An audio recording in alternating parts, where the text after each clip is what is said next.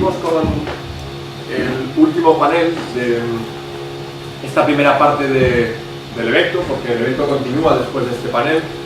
Vamos a tener también una mesa redonda moderada por Javier Letrat, y también después finalizaremos con el evento específico de Encounters, Writers and Translators in Conversation. Entonces, este panel, que hemos decidido titularlo Política y Poética, reúne a Ana Merino y a Carlos Pardo. Ana Merino es catedrática de escritura creativa en español y de estudios culturales en la Universidad de Iowa, donde es la directora del MFA in Spanish Creative Writing, y ha publicado, entre otras cosas, un libro académico titulado El cómic hispánico en el 2003 por Cátedra, que es un libro que fue un punto de inflexión en los estudios académicos sobre la narrativa gráfica, un estudio en el que dio un análisis, en el que desarrolló un análisis sobre España, Cuba, Argentina, México, y que personalmente supuso una inspiración, una motivación para comenzar y desarrollar mis estudios también sobre narrativa gráfica. Así que finalmente es un tremendo placer tener aquí a Ana y poderla haber conocido finalmente en persona después de tanto tiempo. También tiene un monográfico crítico sobre Chris Ware en Sin Sentido, del 2005. Tiene la novela juvenil, de alguna manera, o para un público joven, El hombre de los dos corazones, y tiene 9 libros de poesía publicados, y ha recibido numerosos galardones como el premio Adonais o el Fray Luis de León de poesía. También le fue otorgado el premio Diario de Avisos por sus artículos críticos cortos en la revista Leer sobre cómics.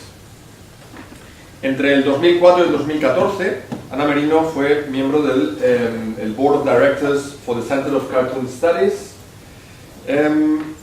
y también ha sido miembro del comité ejecutivo del International Comic Art Forum. Sus artículos han aparecido en diversas revistas como Leer, The Comics Journal, International Journal of Comic Art, Hispanic Issues, y además ha hecho de curadora de 3 exhibiciones de cómics, y es autora del el catálogo bilingüe de Fantagraphics, creadores del canon. Y actualmente vive en la ciudad de Iowa City. Por su lado, Carlos Pardo es escritor, es editor, es crítico literario, es un gestor cultural de alguna manera, y publicó su primer libro de poemas, El Invernadero, en 1995, con tan solo 19 años. Desde entonces ha publicado Desvelos sin paisaje en el 2002, ha publicado también Echado a perder en el 2007, y Hacer pie en el 2011. Bueno, y finalmente su poesía además ha ganado diversos galardones, como el segundo premio de poesía Emilio Prados y el premio en la 11 edición de la generación del 27, ¿no? Premio de poesía generación del 27. Carlos Pardo también ha publicado ensayos y novelas. Ha publicado El viaje a pie de Johann Sebastian en el 2014, y también Vida de Pablo en el 2011. Colabora como crítico literario en diversas revistas como La Estafeta del Viento, Turia, Paraíso o Cuadernos Hispanoamericanos. Y es el director de la revista Poesía Anónima, de alguna manera promocionada por la editorial Pretextos, y es codirector, o fue codirector del Festival de Poesía Internacional Cosmopoética en Córdoba hasta el año 2011.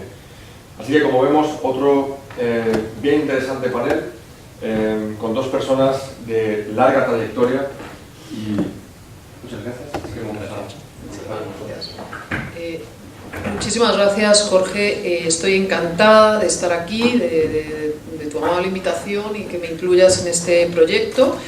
Y me encanta, bueno, que encontraras esa conexión con mi proyecto del cómic hispánico, que es un proyecto que sí existe como libro en cátedras gracias a Genaro Tallens, que creyó en él.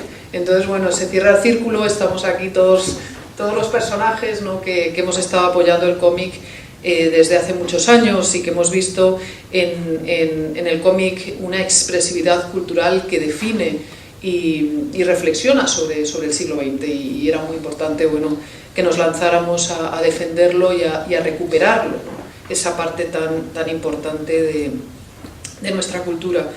Y me gusta mucho estar con Carlos en un panel que se titula Política y Poética, porque yo creo que el creador, el intelectual, es un ser político, es un ser ideológico, y se expresa y dialoga con el mundo. Por lo menos esa ha sido mi experiencia vital. En todos mis viajes, en todos los lugares en los que he estado, he querido relacionarme con mi presente y he estado y estoy involucrada de forma activa. Reflexionando sobre la crisis y qué es para mí la crisis, yo pienso a mí me toca reflexionar y se comunica conmigo a través de las problemáticas de la crisis humanitaria, la crisis ecológica y la crisis de pensamiento que ha desembocado en esas obsesiones religiosas, ¿no? Y cuando pienso en la crisis humanitaria, la realidad de los niños es algo que se ha construido en mi poética. Y voy a leer algunos poemas que hablan con esa preocupación y con esa forma de mirar. Mi compromiso como intelectual es un compromiso que está también marcado por lo que se llama el activismo, y que en Estados Unidos ahora le llaman outreach, pero es el activismo comunitario. Hago muchos proyectos con ello desde hace muchos años. Ya desde mis años de la universidad estaba involucrada en Amnistía Internacional, sigo siendo miembro, o sea que siempre era consciente de esa realidad. Me ha hecho mucha ilusión que Pablo esté en Groningen, porque para mí Groningen fue el primer espacio de mi poética. Y los Países Bajos me marcaron mucho esa relación de Fruela y de Pablo tan interesante de, bueno, cómo se redefine Europa y cómo estamos viviendo Europa y cómo nos define como escritores. Entonces voy a leer un poema breve de mi segundo libro, que se llama Jardín de Infancia, y que toca esas preocupaciones. Este libro es del 97. Jardín de Infancia. Mi hijo está enterrado en el Museo de Oterlo, junto a los árboles de un bosque que araña las estatuas.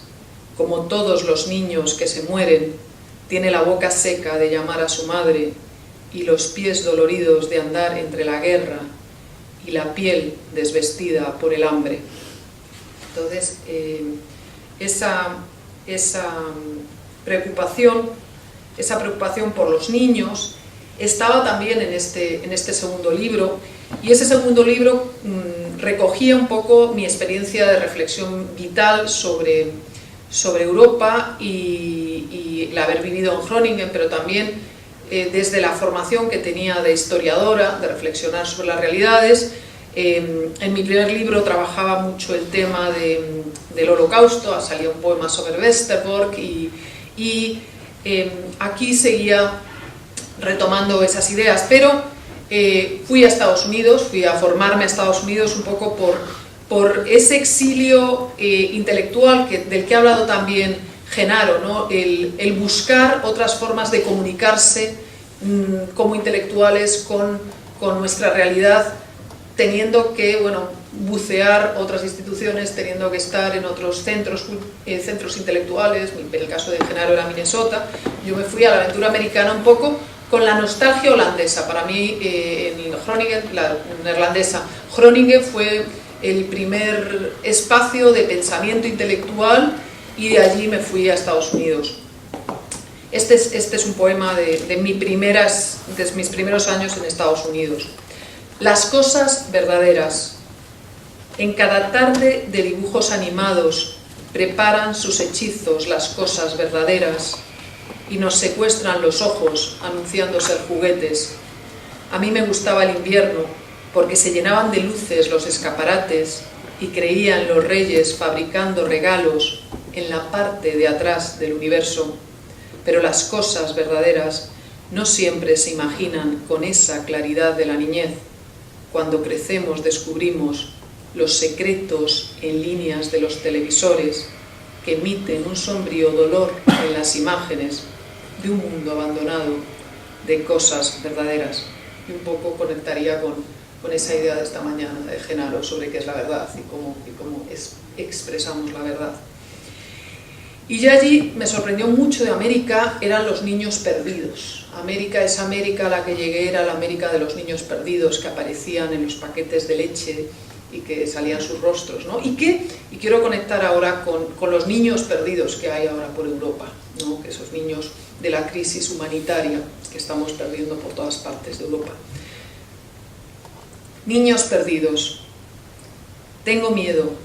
En el país de los coches sin hogar, siento el murmullo de las calefacciones y las neveras en el océano de las luces apagadas.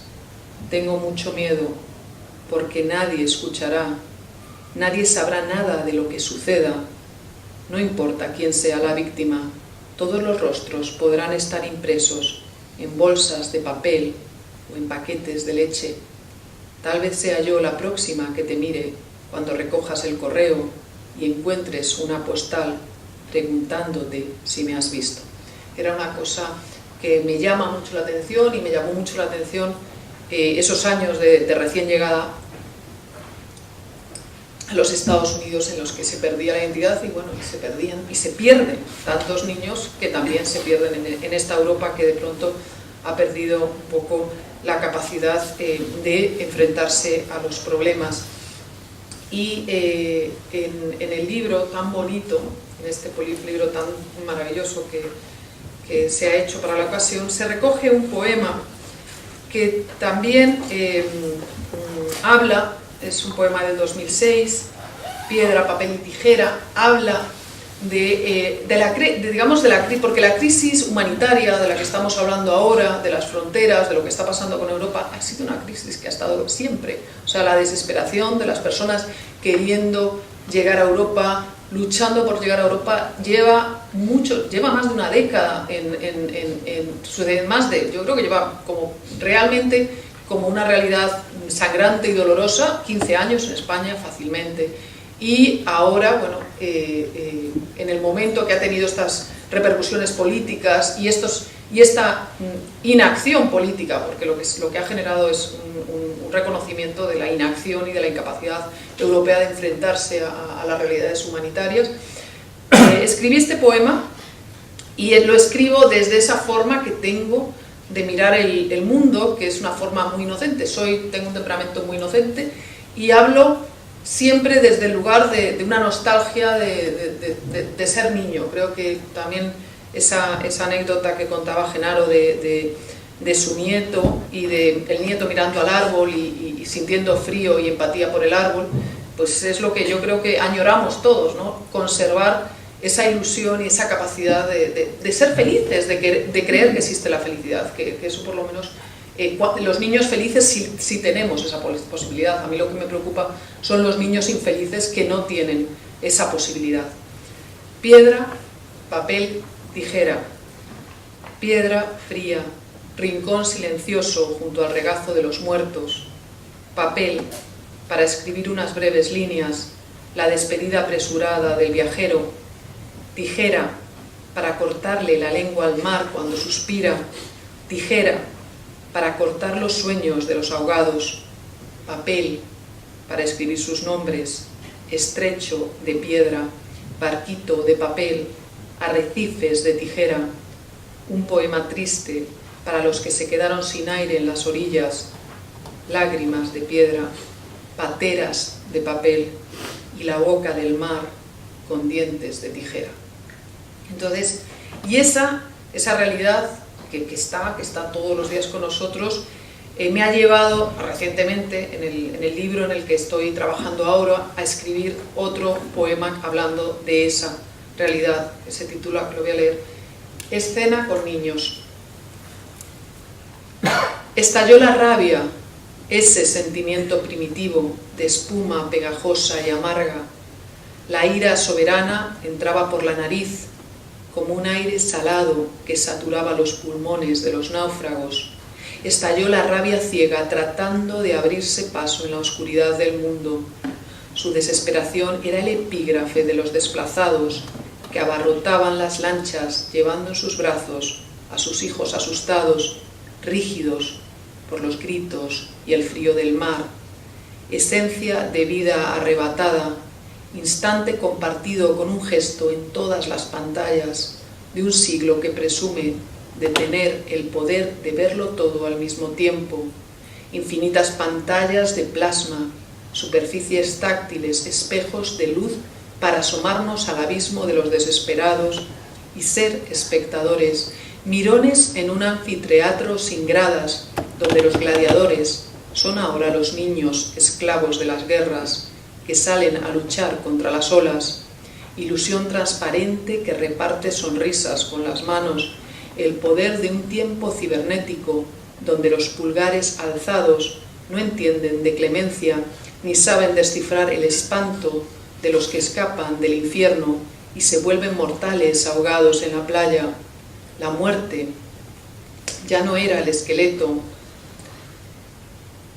apoyado en su guadaña, su imagen medieval dejaba paso a la iconografía de los cuerpos vestidos de niñez sobre la arena. Entonces aquí siguen mis reflexiones, mi diálogo de reflexión con el mundo y con ese presente de desesperación. Y bueno, ese ha sido una de las formas, de entender y de proyectar en mi filosofía y de tratar de construir un discurso poético que aluda a la reflexión sobre la realidad. O sea que desde ese punto de vista sí existe un compromiso. No pretendo que sea panfletario en ese sentido. Bueno, a lo mejor uno puede pecar de panfletario, ¿no? cuando se apropia de la realidad, pero la problemática de los niños me preocupa muchísimo, porque además los niños no son entes políticos, no tienen, como no votan, no tienen lugar de defensa, no existen en el pensamiento político. La niñez, por eso, están destrozando los planes de estudio. Nos preguntamos por qué la poesía se está quedando atrás. Bueno, porque la poesía no está en los planes educativos, porque no hay una educación para la poesía. Yo creo que la poesía tiene que estar desde la infancia, hasta el punto que escribo poesía infantil, creyendo firmemente que la poesía tiene que ser parte de las lecturas de los más pequeños, porque el apreciar la literatura empieza desde la niñez. Tenemos que proteger a los maestros. Entonces trabajo en muchos proyectos de animación a la lectura y de animación a la escritura. Trabajo mucho con comunidades, ahora mismo en Iowa, comunidades de niños latinos, de niños en situación de riesgo, de padres ilegales. Ahora estamos con una gran pelea porque las elecciones y toda la tensión que está generando el nuevo Tea Party afecta muchísimo a los recursos que se dan para temas sociales, social services. Entonces nos cortan financiación, los niños los devuelven de vuelta a la zona de trailers. Como discutía la semana pasada en una reunión en Iowa, cuando discutimos sobre lo que se llama Creative Economy, sobre la economía creativa y etcétera, muchas veces mis colegas se olvidan de que hay bolsas de pobreza real. O sea, de que puedes tener una ciudad magnífica, pero existe la pobreza real, existen niños en situación de muy alto riesgo y además en esa situación de la ilegalidad muchas veces de sus padres, que en cualquier momento te los devuelven, se quedan en situaciones muy traumáticas. Entonces, yo estoy muy comprometida con eso y estoy comprometida tal vez desde la poesía, o sea, en el sentido que creo en la literatura, creo en el amor, creo en que el mundo va a mejorar si somos nosotros los que nos comprometemos activamente para que mejore el mundo. Entonces eso me lleva a llevar esa doble vida en la que lo que siento cada día, lo que vivo cada día, lo llevo a mi poesía. No consciente, pero cuando me siento a escribir, pues pienso en los niños, y pienso en lo que he vivido, y pienso en circunstancias muy duras, y eso me lleva a hacer poemas de esa índole. Voy a leer ahora unos poemas que escribí en mi libro Juego de Niños, que también hablan de niños. He decidido que Niños Lobo se titula, y está en 2 partes. 1. Arañas lobo los días de lluvia entran por la ranura que hay debajo de las puertas, el dibujo de su piel, la pelusilla en tonos grises de su cuerpo, las disfraza de seres feroces. Niños lobo los días de lluvia se esconden en los soportales de las calles anchas, han cruzado dormidos las fronteras de países en ruinas, han perdido la infancia junto a los escaparates de ciudades sin nombre, no saben que hay recreos, que las palabras pueden convertirse en metáforas, que el tiempo es una resta y la vida una suma de esperanzas. 2. Niños de la calle acarician tus zapatos para mostrarte el brillo de sus ojos, y yo, que soy ingenua, construyo un pasadizo de pizarrón verdoso y alfabeto, pronunciando despacio la palabra escuela, como queriendo ser una maestra que encuentra a sus alumnos a deshora en un mundo de patios y escaleras donde los niños juegan a ser limpiabotas, pero tu voz se desliza por mi ensoñación de juegos infantiles y me abre los ojos con cristales y se apoya en mi hombro murmurándome que esos niños que miro solo saben la lección de la miseria, que nadie les enseña, las letras de sus nombres, que su vida y su muerte pasean de la mano, vendiéndonos las rosas de un jardín lleno de espinas. Y voy a terminar para poder explicarlos y para que podamos seguir, digamos, este diálogo y esta reflexión con ese otro concepto que estábamos hablando, esa idea que estaba mostrando en mi perspectiva de esa crisis humanitaria que va desde el olvido de grandes grupos y grandes realidades, esa crisis ecológica que yo creo que también está surgiendo, que está ligada a la crisis humanitaria, y luego esa crisis del humanismo, que en realidad es la obsesión religiosa. Yo creo que el humanismo se derrumba y viene el radicalismo religioso a comérselo todo, ¿no? y a construir otra forma de mirar el mundo, ¿no? Vengo a ser testigo de un milagro, la resurrección de las palabras emergiendo del mar con ansias de justicia. Vengo vestida con el disfraz de la penumbra para escuchar el murmullo de las cosas que habitan en cada casa de madera y chapa, pensamientos prohibidos que llegan a la orilla y mecen la basura que vomitan. No hay caminos de conchas ni arena transparente, solo plástico fino y grasa de motores, como una capa más sobre la tierra, como una mascarilla que ahoga las gaviotas y envenena a los niños que salen a buscar erizos en las rocas. Vengo a ser testigo de las contradicciones con las que fraguan el cemento de los grandes edificios que nunca se terminan y acaban cobijando en sus rincones las venas de los chicos que se inyectan escamas de serpiente triturada.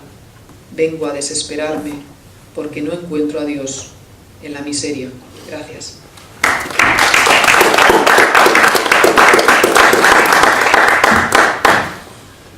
Voy a intentar acercar la silla. Es una gran responsabilidad hablar en este butacón, entre otras cosas porque te juegas la vida. No, que va, es parte del show, lo siento.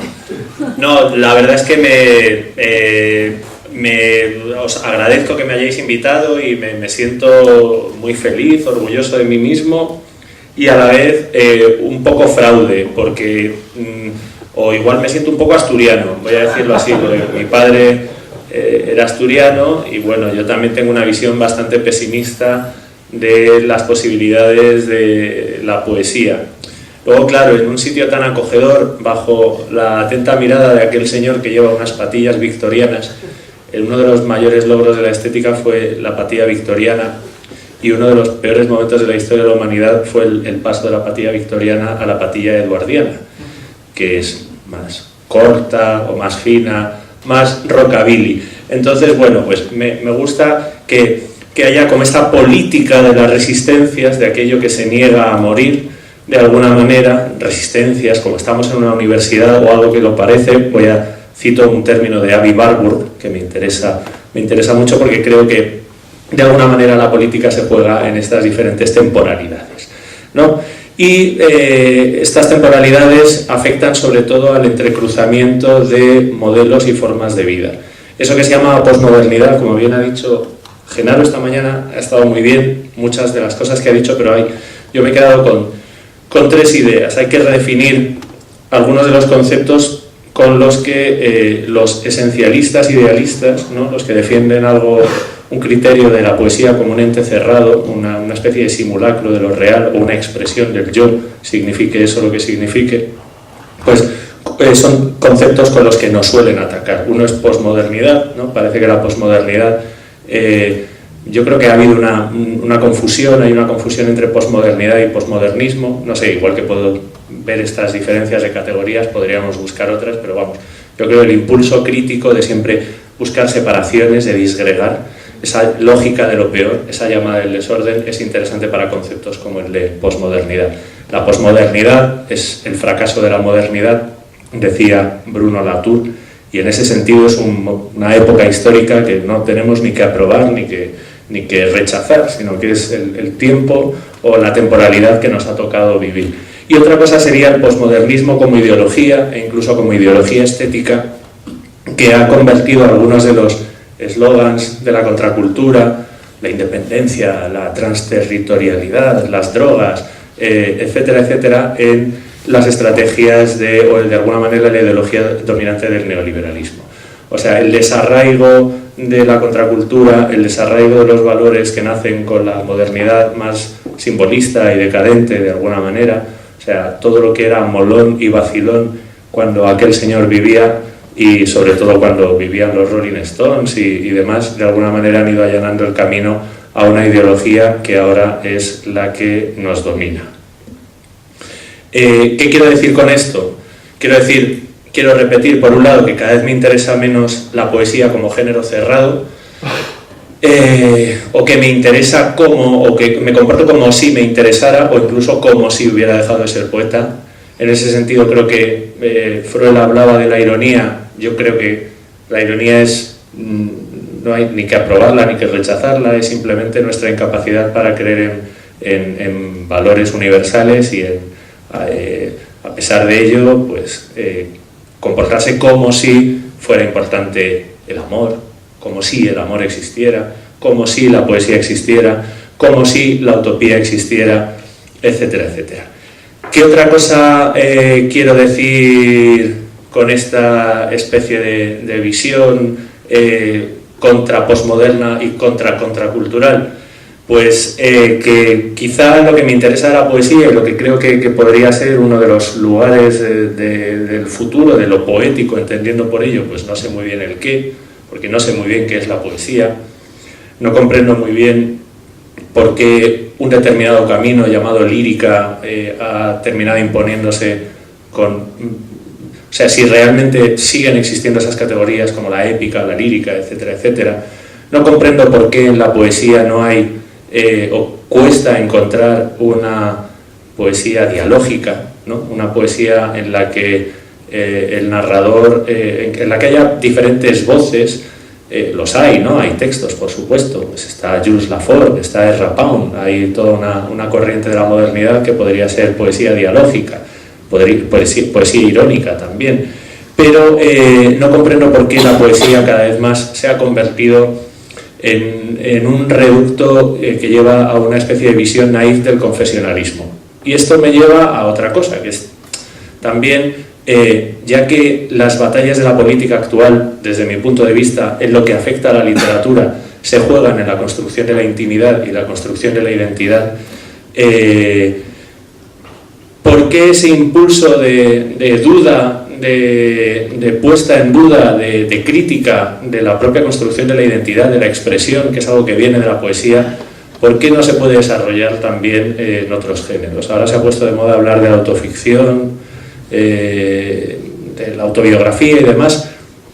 En el fondo, la autobiografía y la autoficción, pues lo que tienen en común, o lo que de alguna manera tiene cierta vigencia, creo, y que también es político, es que ponen en duda el concepto de verosimilitud. ¿Qué es la verosimilitud? Pues la verosimilitud, en el sentido aristotélico, sería la preferencia en las obras literarias de lo posible frente a lo real. Hay un momento en el que Aristóteles dice que él prefiere lo posible a lo real, y parece que gran parte de la literatura de los últimos siglos, desde que la poética de Aristóteles es conocida, pues ha preferido lo posible a lo real. Yo creo que la autoficción y demás lo que hace es poner en duda esa escisión.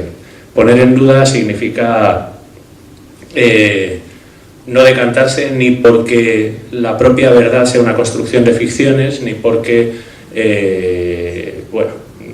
ni porque haya algo que podamos distinguir entre un pensamiento literal de los hechos, la verdad, eso que solía identificar el realismo, o sea, como si existiera de alguna manera un mundo previo a la escritura.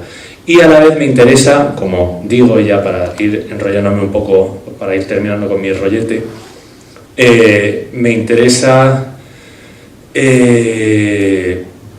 ver cómo de alguna manera lo testimonial, lo autobiográfico, y creo que en este sentido pues los textos de los supervivientes del Holocausto, y sobre todo de cierta tradición o cierta literatura judía en su mayoría, pues es la que más ha reflexionado sobre con cuánta ficción construimos la realidad, cuánto vale un testimonio. Antes has hablado, Luisa, de Yankelevich, por ejemplo.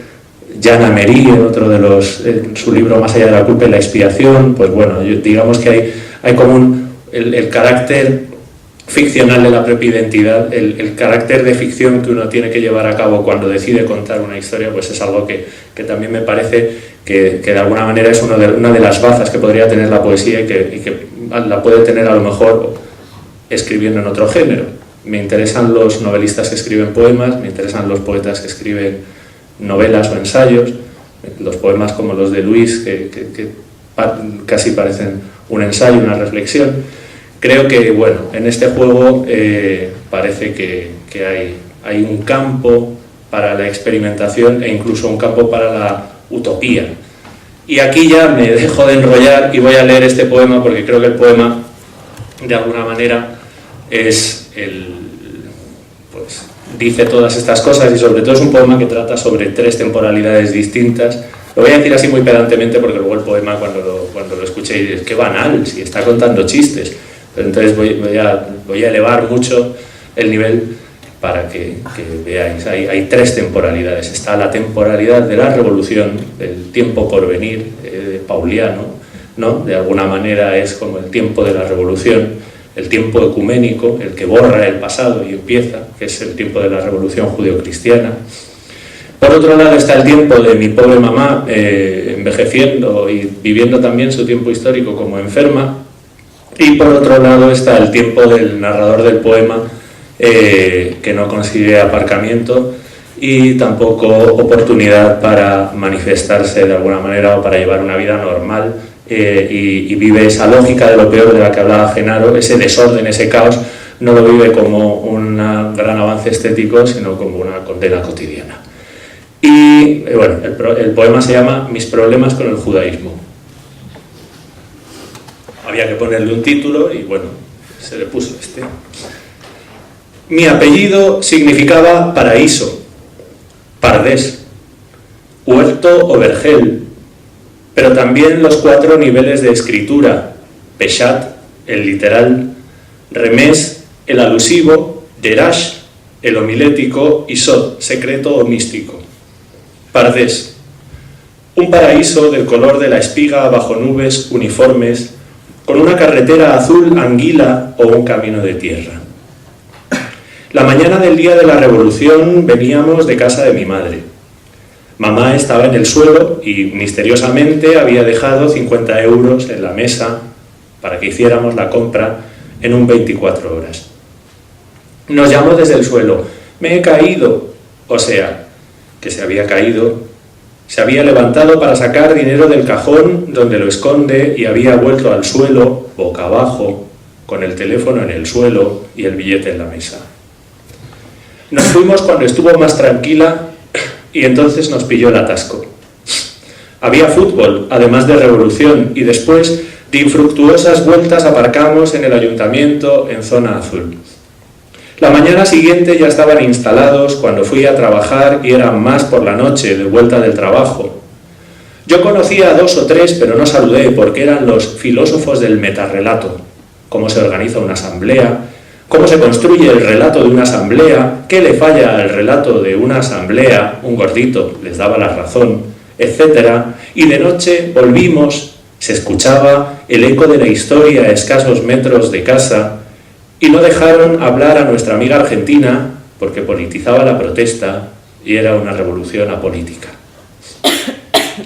Esa noche acabamos en el grupo que elaboró el dichoso manifiesto de 5 puntos. 4 días después no estuvimos en el minuto de silencio. Mamá se había caído otra vez, pero no llamó a sus hijos, sino a los bomberos. Los bomberos rompieron la ventana y atrancaron el bombín de la puerta. Y el cerrajero, cuando vino, dijo que el bombín estaba bien y no sabíamos usarlo. Yo contesté: ¿qué coño va a estar bien? Pero abrió a la primera y se marchó sin arreglarlo. Volví a probar y no abría de verdad. Así que tuvo que volver el cerrajero varias horas más tarde y nos perdimos el famoso minuto de silencio que salió en las televisiones, el día multitudinario, y quería cobrarnos una nueva visita, aunque evidentemente sí que estaba roto el bombín. La primera asamblea de política a largo plazo, nombre teleológico, mostró que claramente había 2 bandos rivales, reformistas y revolucionarios. Y los moderadores, líderes en la estudiada mística asamblearia, eran 2 estudiantes de Historia del Arte, Jordi y Carmen. Intenté argumentar que la dicotomía entre reforma y revolución era un error de medida temporal, un ajuste sincrónico a un problema diacrónico. Una reforma, por ejemplo la de la ley electoral, podía convertirse con el paso del tiempo en un cambio de todo el sistema de representación democrática. Entonces, había descubierto mi teoría de los armónicos, una noche, lavándole a mi madre la cabeza. Ella estaba sentada en una silla de ruedas con un cubo de agua detrás. Peroraba no sé qué del peluquero y los 3 pelos de su barba mientras Joaquín Achúcarro, el pianista, explicaba en la tele los efectos lunares en la ondina de Ravel. La rala pelambrera de mi madre y el piano ultramundano se incendiaban contiguos con la medicación. Para que una experiencia esté completa, un imprevisto agente secundario añade su ingrediente disonante, pensé, disonante tan solo en apariencia, porque eso es un armónico. Armónicos que clausuran la experiencia, le dan, si no sentido, al menos compañía, o mejor dicho, complexión. Me sentí beatificado por mi teoría y comprendí los haikus, aunque se me pueda tachar de ornamental y de horror al vacío. Pero solo al comienzo, cuando no sabes qué más ingredientes van a imponer su disonancia irreductible al éxtasis. Y aún hay más. La existencia de un armónico oculto confiere la tonalidad, puesto que la armonía se reduce a la existencia de 2 elementos en un espacio y en un tiempo, siendo uno la muerte. Todo afina en su clave, hablando en plata. Armónicos, pimientos rojos y pimientos verdes, mientras el sempiterno gris de las heladas es amarillo en las banquetas de las vías del tren del hospital. Armónicos, no uso pijama, dice ella, que es andaluza, 30 y tantos. No, pijama a juego, madre, pantalón y camisa, porque la Navidad se acerca y teme los regalos. Pero a los anarquistas, al grupo surrealista de mi ciudad, un nombre como cualquier otro, en este caso el suyo, la representación le daba igual y lo mismo las leyes. Si decíamos ley hipotecaria, el grupo interrumpía con la frase aguafiestas. Modificar implica reconocer la ley, es decir, legitimarla. Tasa Tobin, y contestaban que todas las normas son represoras, los estados autoritarios. Después de varios días ejercitando paranoias con el resto de asambleas más pragmáticas que nos llamaban Policía de la Revolución, Carmen y Jordi nos abandonaron. Un viejo sugirió que iba a votar al PSOE y le silbamos. Un barbitas del grupo surrealista de mi ciudad dijo que había que aprender de la fragmentación de los pequeños estados autónomos, como al final el Imperio Romano. Los pueblos bárbaros acuñaron su propia moneda y así se emanciparon del imperio.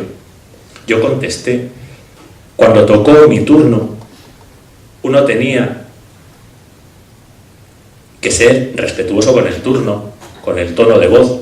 Esto no es una tertulia de la tele y podías pasarte media hora a la espera y yo hablaba a gritos como si me hubiera tragado un megáfono y me duró varios meses la afonía. Dije, repito, cuando me tocó, que la disolución del Imperio Romano y su fragmentación en reinos propició el nacimiento de un verdadero ente precapitalista, transnacional y amorfo, la Iglesia Católica. Y añadí, el anarquismo es la estética del capitalismo, y me abuchearon, y una punky casi me pega. Me quemé, o mejor dicho, me llegó el desencanto. Un desencanto con mala conciencia que se hizo evidente 4 meses después de peleas y debates cuando acordaron 5 puntos básicos y eran los mismos puntos consensuados la primera noche.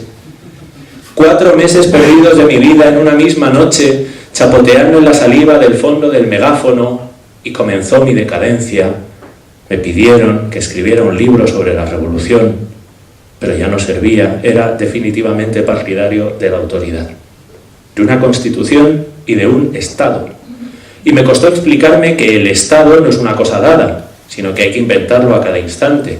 Y si se llama Estado, porque detiene el tiempo en un pequeño punto, es por enfermedad gramatical del tiempo. Un Estado sin nostalgia, quise decir. La democracia no había fracasado, sino que aún no ha sucedido. Irreductible al modelo lingüístico binario, paradigma y sintagma, sino quizá de facto metafórica, un evento, un relato, un gordito me dio la razón. Y me agobié porque tenía que documentarme si quería volver a debatir con mis compañeros de asamblea y prefería leer a Bellow y a Naipaul, 2 reaccionarios, y ahí llegó el gran tema judío.